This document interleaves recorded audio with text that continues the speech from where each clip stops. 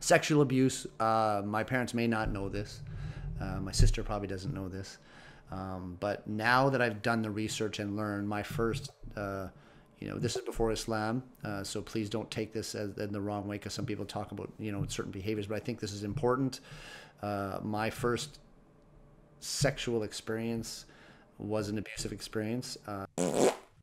Mawadoo.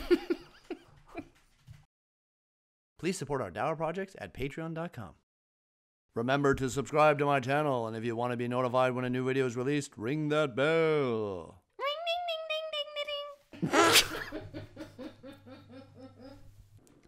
Assalamu alaikum wa rahmatullahi wa barakatuh. I'm going to call this session of Muslim Talks Daily Muslim Confessions. I don't know. I'm just making up stuff as I go. Subhanallah. Hey, you got to be creative. You got to be fun. Trying to be, especially with some of the topics I'm going to touch on, because they're quite depressing and sad. And but there are things I think that we need to address. And my focus is going to be to obviously pull on my own personal experience. I'm not a big fan of people talking outside of their experience zone. It's one thing to learn things from an academic standpoint, and you can share the academic information, but there's always a limit. For example, people will talk about Islam and try to present themselves as an academic in terms of Islamic information when they're generally very, very far from the truth. And yes, I'm alluding to Islamophobes in particular, but they present certain information in a very biased, very deceptive type way. And so from an academic standpoint, sure, they can argue certain points and so on. But when it comes to understanding Islam as a whole, without experience in terms of personally practicing it and believing in it, they can never truly understand Islam. Information can only get you so far. Experience kind of creates that bigger, the wisdom comes from experience. Now, this is not about Islamophobia. This is about something a little more personal. But unfortunately, it is a huge problem in the world. And I'm talking about abuse, and in particular, child abuse. And I tried to do this a couple of times, and I kind of went back, and things just didn't work out. So inshallah, this one will be a better version. So before I start, any of the mistakes that come from this are from me. I'm going to say some things that are personal, and I've kind of asked my parents in terms of being able to talk about this because the goal here is to present personal experience, as I said, but do it so that, inshallah, people can understand who I am and where I'm coming from, and how hopefully they can benefit from my experience going through certain things. Now, there's a bit of level of transparency. I'm not going to go too much into certain details. Some details I do personally feel are very important, so I'm going to present those. But if I do get anything wrong, inshallah, my mom and dad will kind of correct me on this. And one thing I want to make very, very clear, this is not a bashing my mom and dad in terms of their bad parenting. And hopefully that through this process, it'll make more sense. Because my parents were bad in the sense of their skills as a parent, but they were not bad people. They were actually very loving, caring individuals. They just didn't know how to be parents. And as I go through the story, maybe you'll understand. And I also it kind of shows you how through multiple generations, how it has affected our entire family. Now, in simple terms, I want to kind of get into some things here first before I get off to it is the importance of abuse, right? One of the problems that we face in our society is that people create their own definitions, and it creates a lot of conflict because I have a definition of what abuse is, and a neighbor or a friend or a family member has a different idea of what abuse is. And I think it's really, really important as a society that we start going back to something that I was raised with that's extremely important, called a dictionary, right? So at least then we can use the dictionary and start with an agreeable position in terms of how certain things are defined. So for example, abuse, because of the way we do online marketing campaigns, people have organizations that want to combat abuse, but a lot of times they tend to be very niche market type approaches to abuse. So, for example, you'll set up a woman's helpline, which is a project that I have been involved with, and inshallah, I'm going to say this here, Nisa Helpline. It's very specific to women in terms of the Muslim community, but it's not limited to that. Ideally, that it's a project that grows, but it's really about women struggling with issues in all aspects of their life, everything from mental issues to domestic violence and so on. Now, it's a very important project, and it has a specific niche market. I agree with the idea of the niche market in the sense of that there are specific needs that need to be addressed for women that are not the same for men. Domestic violence happens with men as well, or is directed towards men as well. But in terms of marketing, unfortunately, the general masses of the population get this distorted idea of what abuse is. So when you talk about domestic violence, for example, people automatically jump to man beating up woman, a husband beating up his wife, a boyfriend beating up his girlfriend. This is unfortunately where we go. The reality is, according to statistics, that oftentimes, sometimes even more often than not, the domestic abuse starts with the woman. The physical abuse starts with a woman. And the unfortunate side effect is that we end up dealing with the aftermath, which is the husband or the boyfriend who tends to be, on more often than not, physically stronger, and the result of his physical response is far more apparent. And this is part of the problem. So my goal with all of these types of podcasts and discussions is, okay, yes, we recognize what the aftermath is, but how can we get back to the source of the problem? What is the real source of the problem? Because if we deal with the source, then the aftermath will happen far less, right? But what happens is that we react to the aftermath, pictures of abused women, right? And we create this distortion. It's so like, there was an issue recently where a sister in Vancouver, who actually I believe might even be involved with this project, Nisa Helpline, was, and it's on the news, she was abused on a train going home after work. I think she's 18 years old, so she's a young woman, student, but she's physically, apparent that she's a Muslim by wearing the headscarf, khimar. And she was verbally assaulted, according to what I understand. She was even sexually assaulted, actually. According to the definition of sexual assault, the guy basically grabbed her head and kind of pulled it toward her genitals. Like, he was just being overly abusive to her because she was Muslim. And then in the end, he ended up slapping her in the face. And unfortunately, all the way through this, nobody did anything. And it's unfortunate. You see a lot of social experiments where they show that generally people are very quick to react to violence directed towards women. And this is a scary sign for our community as Canadians and in the world in general, that the fact that this type of abuse happened publicly and nobody said or did anything until it got to a point. Like, it should have stopped from the very beginning. It shouldn't have gone on as long as it did. But eventually somebody did. A young man ended up standing up and getting in the way, but it should have happened sooner. The sister described looking around and nobody did anything. But we do know that, again, this is a problem that we have because we look at each other differently, as opposed to, you know what, I look at that individual, I don't care how she's dressed, I don't care what she looks like, I don't care about her skin color, her language, her ethnicity, her nationality, I don't care.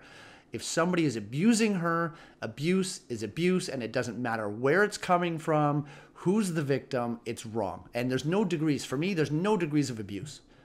Doesn't matter how small or how big it is, it's all wrong. How we deal with it as a society in degrees from a legal standpoint is a different matter. But what I'm saying is, if we start to recognize abuse in what it is properly, from starting with the proper definition that we can agree upon, and we go from there, we will be much more prepared to see it, and we should be able to deal with it better. So that's kind of the intention of this particular podcast. Now, as I was saying, so in terms of abuse, abuse itself is really about, it's defined as cruelty or a certain cruel and often violent behavior that's directed at an individual. Okay, this is abuse. So, but it does take on many, many forms, right? Now, in terms of children, they kind of have, at least from the research I've been doing, it is there's about 5 different types. I believe it was 4 or 5 different types. Yeah, I think it was 5 different types of child abuse, at least the way we categorize it. And you can actually use these because they still apply to adults as well. But it's just I'm approaching this from a child perspective because they tend to be there's degrees of who tends to be and perceived as the most vulnerable within our society, which is children first, then often the elderly and women, and then men. Men, just because of the way we are, we're just seem to be less vulnerable, which is not the case. Again, another stereotype. But so you have emotional abuse. Emotional abuse is constant attacks on one's self-esteem by someone in authority, like a parent, an older brother or sister, uncles, aunts, maybe even babysitters, whatever it is. Exposure to family violence. Okay, so this is an indirect form of child abuse, right? The abuse is not directed at the child, but they're witnessing abuse between their parents, right?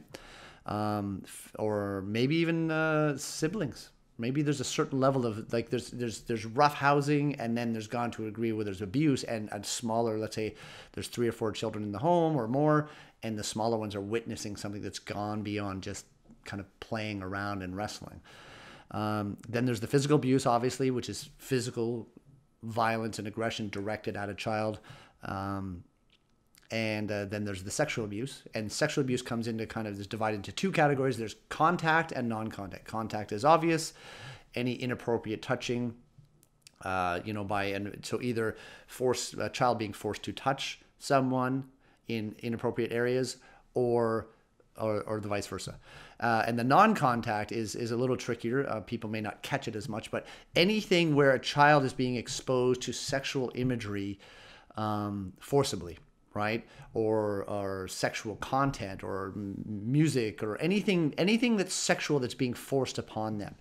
And also to children that are forced to pose seductively, child pornography, things like this. So not all child pornography is pornography in the sense that people would normally think. It's, you're forcing a child to pose nude for photos, or you're forcing them to dress in children dressing in a certain way.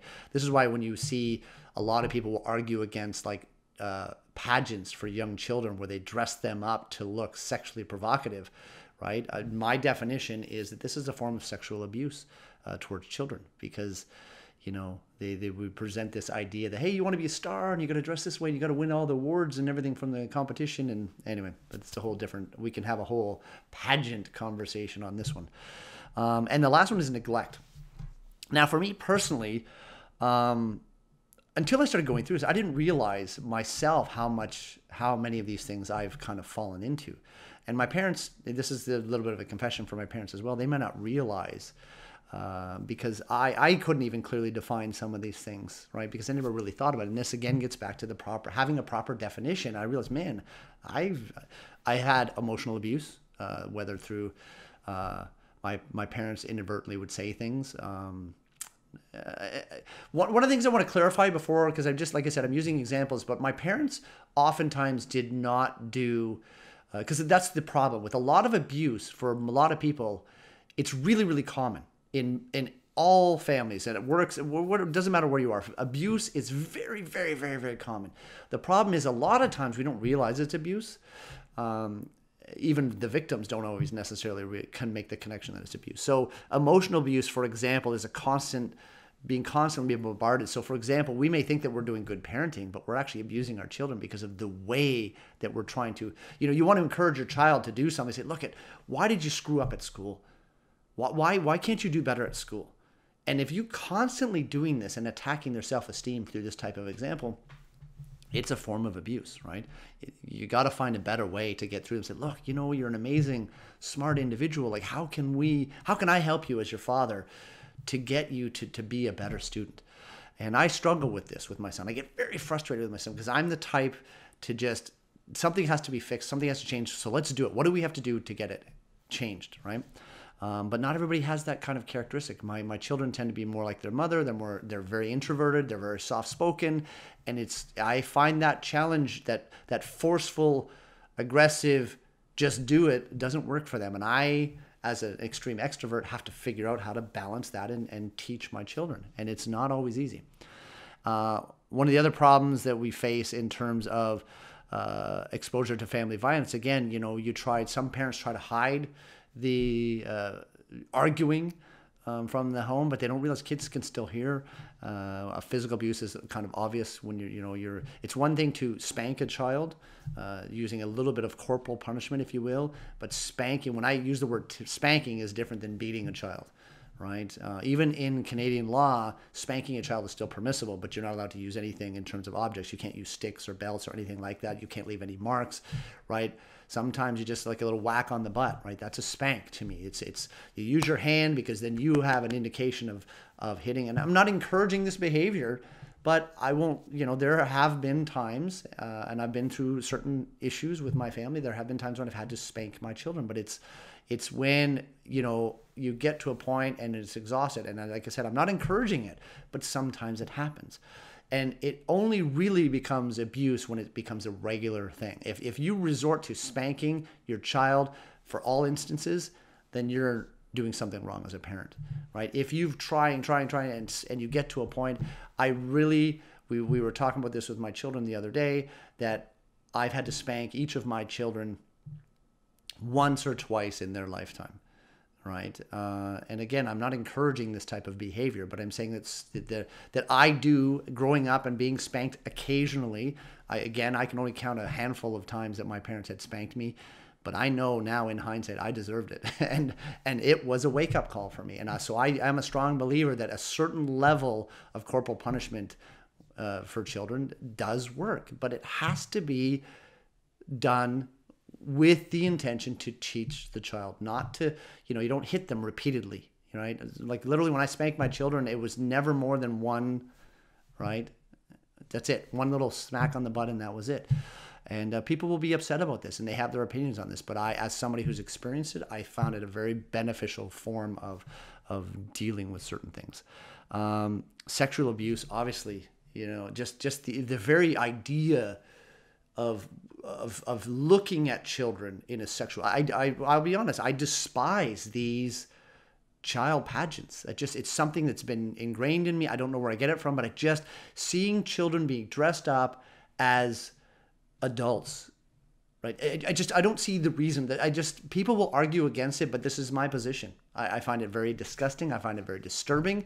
And with all of the things that we see going on in the world about sexual sexual assaults and inappropriate behavior that's going on in Hollywood and in politicians and everything that's going on, to me, I'm like, this is a direct side effect of the behavior that it's okay to dress children. So we're starting at a young age, influencing and conditioning people that this is okay.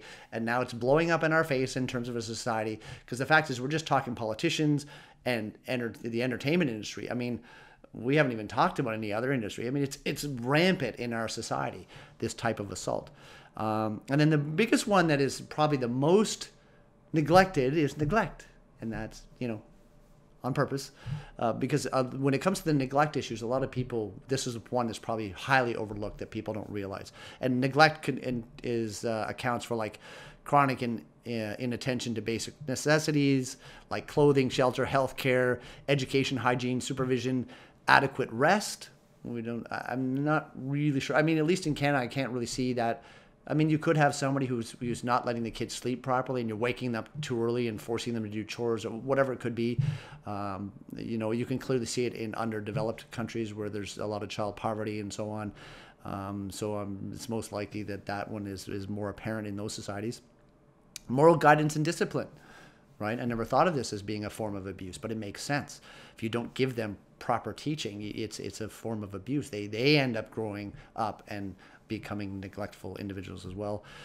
Exercise, fresh air, right? So confining children is a form of abuse. Not allowing them or not providing what is needed for proper exercise. These kind of things. So anyway, I mean, so I want to quickly, with the little bit I have left here in the time, is that my parents grew up in very abusive homes, far more abusive than what I grew up in. And as I said, I don't take this, I'm going to keep reiterating this. My parents were not abusive in the sense of, I would fall into the categories, at least from my parents' perspective. The emotional abuse was not really there. There were a few times when my parents would say stuff but it was not a regular thing. And I think it was more they said stuff and unintentionally.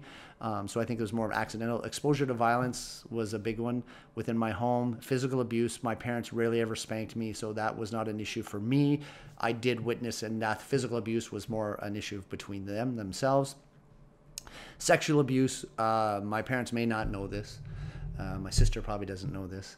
But now that I've done the research and learned, my first, this is before Islam, so please don't take this in the wrong way, because some people talk about, certain behaviors, but I think this is important. My first sexual experience was an abusive experience, and it was just... I'm not going to get into it too much now about what it is and what happened, but yeah, I was about, I think, 12 years old, and some inappropriate thing, and it never happened for family. Just to ease my family's mind, I think I have an amazing family. I haven't heard of any of this type of behavior within my family. It was a friend or somebody I considered to be a friend at that time.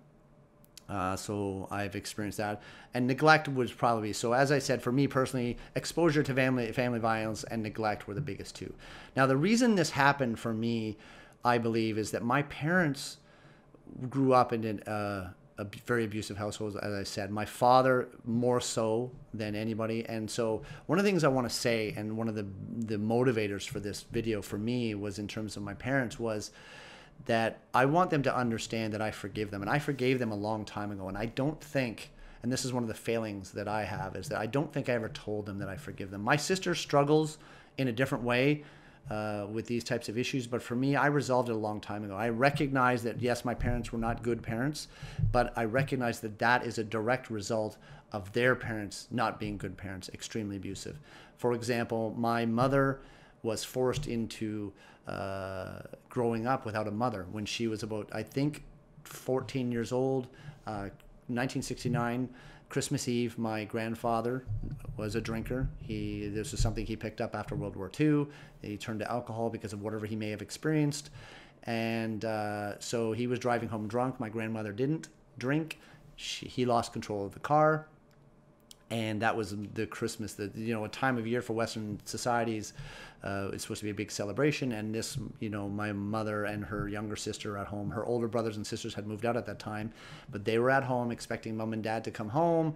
Mom didn't come home. So this kind of created this, all of a sudden there was this devastation in the home. And over the next couple of years, my mother and her sister grew up too quickly. They got involved in drinking and drugs and sexuality. And so when my mom was 16, she became pregnant, turned 17, and then shortly after that, I was born. So my mom was a child without a mother,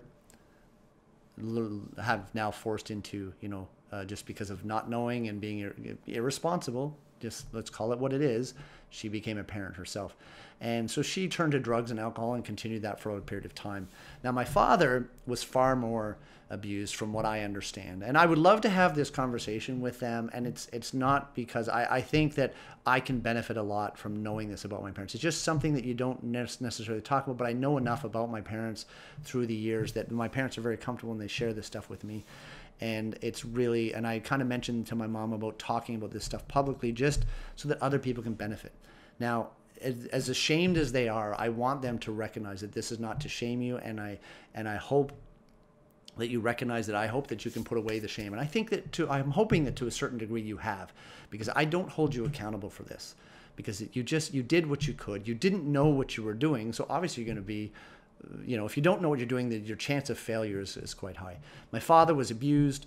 I understand he was abused quite sexually. He was going through foster care a lot of the time, bounced around. My grandfather was a very violent, aggressive alcoholic. But the interesting thing was that in that situation, my understanding that was my grandmother was far worse. And but to deal with my grandmother, my grandfather turned to alcohol. And he actually was just, he became this thing, again, I didn't have a lot of opportunity to talk to these individuals, but this is just what I've been told and what I understand. So my father went through this stuff. I believe that my father's negative views from religion stem from the Catholic Church and things that he experienced in the Catholic Church. Again, I want to be clear. This is not a condemnation of religion, and this is not a condemnation of the Catholic church or Christianity in general. I mean, I take it as you have people that do bad things, so bad people are accountable for their actions. And I know enough, even though I'm not a Christian anymore, and I don't, I shouldn't say that. The term itself and the way we use the term Christian, I am not a Christian in the sense of believing in the Bible and believing in Jesus in that particular way. As a Muslim, anybody who knows about Islam will know enough to get what I'm talking about. Another topic for another time. But my father, because of this situation, I understand why people, I don't agree with the black and white approach that, priests did bad things, so all religion is bad. I don't agree with that. However, I do understand why people will walk away and have a negative taste in their mouth because of that experience. And unfortunately, people get stuck on this, and hopefully they can get past this and recognize, you know what, these people were bad.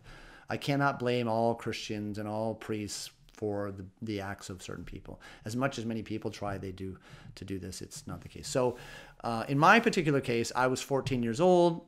I had to move out. Things just were too crazy for me. I started to get to an age where I started to realize the neglect. I started to realize the violence between my parents. And again, I want to point out, this is where I found I have an interesting perspective on domestic violence, because often the domestic violence started with my mother. It was just her nature. She's, with this Scottish fire that she has, from her mother, I guess. I'm assuming that's where it's coming from, because my grandmother was Scottish, and she moved to Canada after World War II with my grandfather. So we have that Scottish blood, and it's this kind of fiery idea. So my mom was very aggressive, and this is how she dealt with her emotions. Now, alhamdulillah, all praise and gratitude belong to Allah.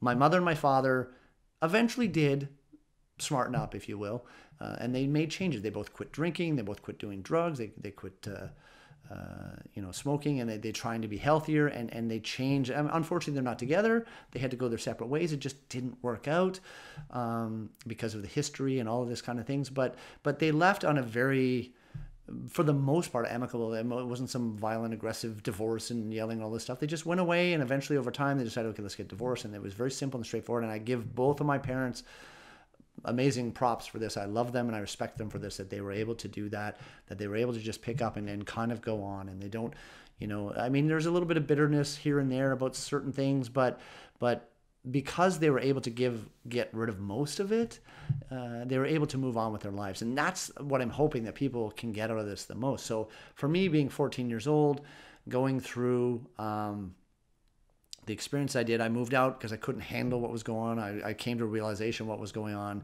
But shortly after, I started to connect. As I learned more about the suffering that my parents went through, I recognize that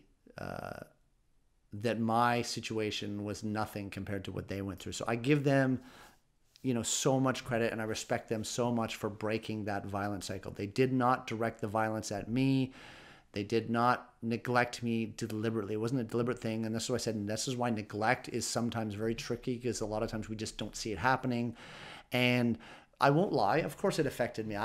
Because I didn't have a father, I don't know how to be a father, because I didn't have a good example, right? But I recognized that it wasn't my father's fault. He didn't have an example, but he did try. And he established that first couple of steps that allowed me to take the next few steps. And I'm hoping that my sons will be able to take the next step and be the father of the year and the father of the day, and get those rewards that I'm struggling to do. Inshallah, I still have time.